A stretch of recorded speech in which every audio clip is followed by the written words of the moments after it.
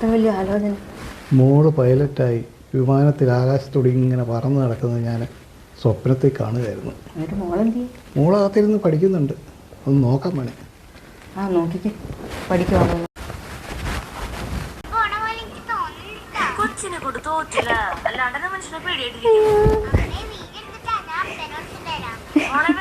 എന്നാ മോളെ, നീ പഠിക്കല്ലേ?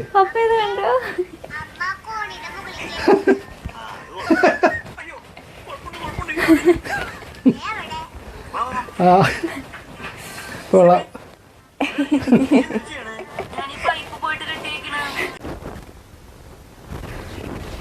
ആഹാ, പഠിച്ചോണ്ടിരുന്ന മോളെ പഠിപ്പിക്കാൻ വന്ന പപ്പ രണ്ടുപേരുടെ കോമഡി കണ്ടങ്ങനെ ചിരിച്ചു മറിയുക.